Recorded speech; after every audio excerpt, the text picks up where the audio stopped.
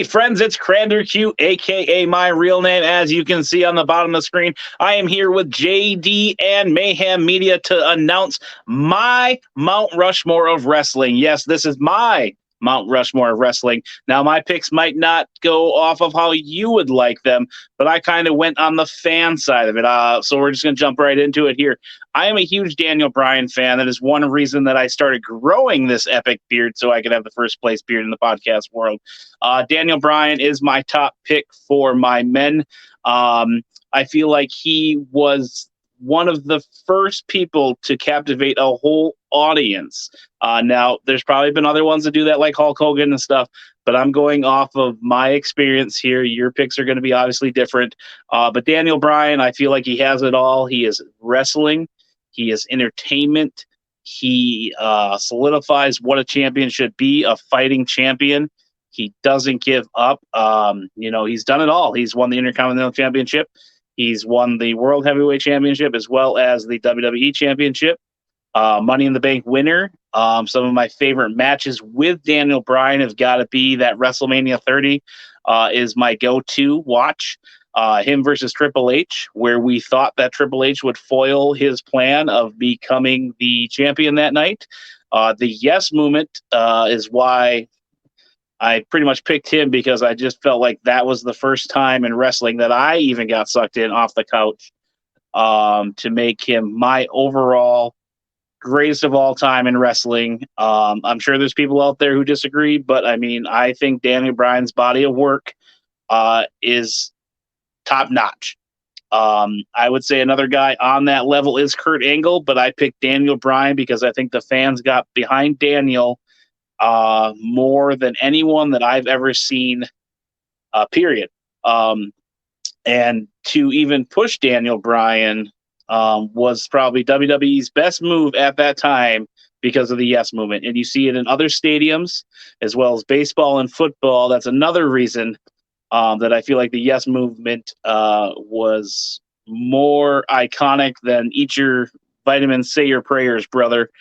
So Daniel Bryan is my number one pick for greatest of all time on my Mount Rushmore, closely followed by Kurt Angle, Eddie Guerrero, and those guys for their body of work.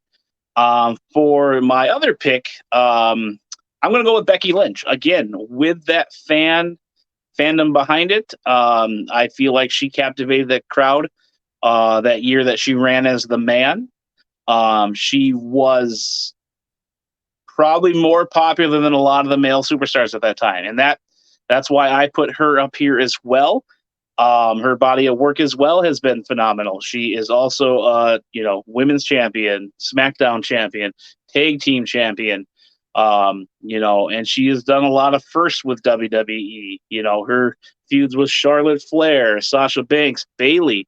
Those are all future Hall of Famers in the sentence that I'm picking here. But I feel like Becky, when she had that swing of popularity, she took over the wrestling world as the man. And that's why I'm putting her up on my Mount Rushmore. Again, because of the fan side of it, kind of like we do at Friends of the Squared Circle. And for tag teams, I'm going to go with the Usos from start to finish here.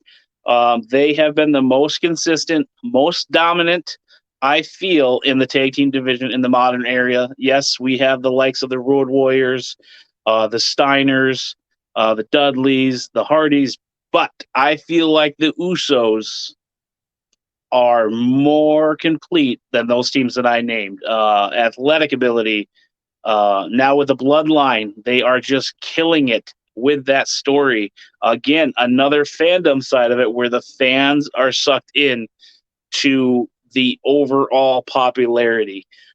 Yes, Roman Reigns has a lot to do with that Bloodline story, but the Usos are a pivotal part in why I picked them being one of the greatest tag teams of all time.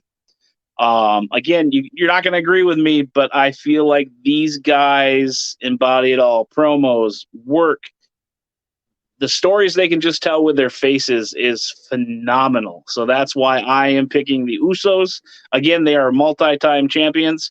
I tried not to base this just off of championships because then I would have to pick Ric Flair and Triple H and all those other guys, who, needed to carry the company at those times. Whereas I feel, again, back to Daniel Bryan and Becky Lynch, as well as the Usos, the huge pop and the stardom that came with their popularity is why I put them in there. And last but not least, faction. I mentioned the Bloodline, but this is going to shock a few people, and I'm going to go with the NWO. And for one reason only, is because they were the first to do this, as well as I feel like they were the first to really shock the wrestling world when they came in. And now it's been copied ever since. The NWO with Nash, Hogan, and Hall, three mega stars that had left WWE/F back then, that were the first to leave and make a prominent name in another company, and they basically took it over. Whereas the Bloodline, yes, they are probably the most captivating story going on in wrestling history, but the NWO, again, did it first. Three mega stars took over a wrestling company, and they were coming into the company, not just being in the company already. And with Hall and Nash being two megastars that left kind of cartoony gimmicks, we'll just say it that, and then transcended into megastars and more of the reality type based storylines that wrestling started doing, was just, it left people speechless. Like, why is Hall on WCW? Why is Nash here now?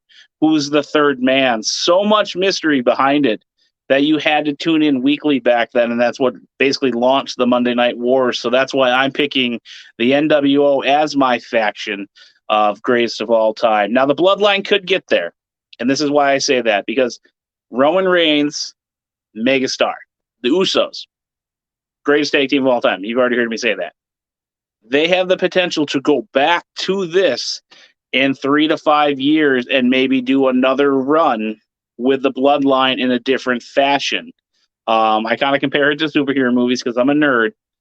Yes, we have, the Captain Americas, we have the Iron Mans, but when they come back as the Avengers, just like the Bloodline coming back, it's going to be phenomenal when we get a part 2 of the Bloodline, which could catapult them into being the greatest faction of all time. But right now, I would say they're number 2, because we want to see how this plays out. We want the finish to the story, and that'll kind of, tell fans yes or no if they're the greatest or not, but we can also revisit it. I recorded a previous episode here with Bill, where we talked about how the NWO was almost its own TV show before, like the NXT brand. And NWO was going to just branch off and be its own segment. NWO has had different variations as well. You've had the black and white, you've had the Wolfpack, you've had the NWO Silver, as well as the NW 2000. So they've had different incarnations, not as good, but that shows that they were trying other things to get off that popularity, and hopefully they don't do that with the Bloodline, get so watered down. But the NWO is my pick for greatest of all time. Again, I want to give a huge thank you to JD and Mayhem Media for letting me film this little video. I know it's kind of quick, but again, to run down, Daniel Bryan is my male greatest of all time, as well as Becky Lynch as my female greatest of all time. Natalya could have been in that spot, but Natalya hasn't grabbed the fans like Becky Lynch has during her man run. As tag team, again, the Usos. I'm a huge sucker for the Usos since the face paint days to now they're the real ones. And just to cap it off, NWO for life, baby. And last but not least, just a quick little sneak in there. We got to give credit to Bobby Heenan, greatest manager of all time. I don't even have to tell you anything about that man. Legend, RIP. Love you, Bobby Heenan. And that's your boy, Crander Q. Crander Q out.